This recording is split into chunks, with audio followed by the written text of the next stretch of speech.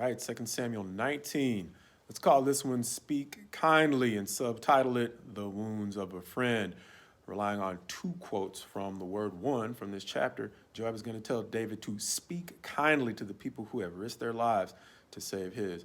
And later on in some of the wisdom literature, we are going to see, I think it's Solomon maybe, say, faithful are the wounds of a friend, but profuse or abundant are the kisses of an enemy. Meaning sometimes the things that our friends tell us are going to hurt, but they're more faithful than the praise we can get for people who don't really love us quite as much. And so we see that in this chapter where David is mourning Absalom, killed by Joab. But David is going to mourn to the degree that Joab is really going to be offended, understanding he's just left the battlefield where 20,000 men are dead because of David's sin with Bathsheba and his compounding that sin by having Uriah killed. Joab's had enough. And so he's going to go straight into David, and he's going to say, look, you're mourning your kid, but I'm not sure your kid's any more important than the thousands of families that are missing kids because of you sleeping with Bathsheba.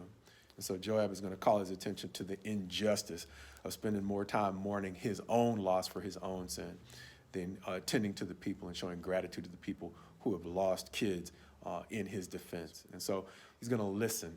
He's going to pick himself up, dust himself off, for lack of a better term, and he's going to go greet the people who've risked their lives to save his family.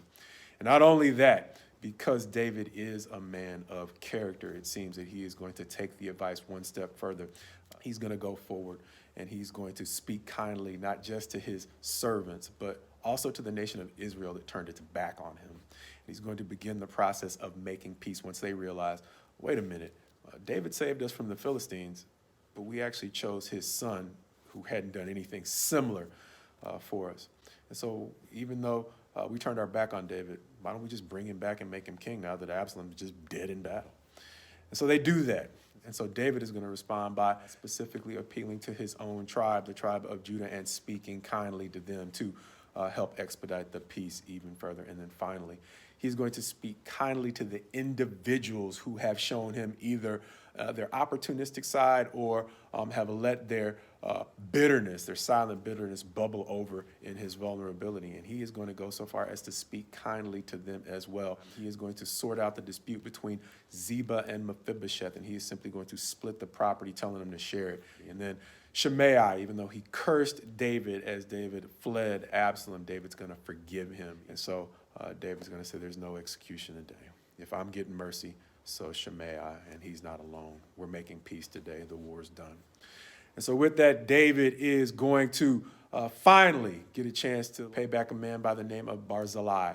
He's going to show extreme gratitude to Barzillai, an 80-year-old man who was quite rich but used his wealth for a compassionate purpose. And so he's going to invite Barzillai to stay in the royal places with him in exchange for the kindness that he showed David in his moment of desperation. But Barzillai is going to say, look, I understand the limits of friendship, and even though you want to extend to me this kindness, there's no need for me as an older man to burden you with my presence, understanding all that goes along with my age.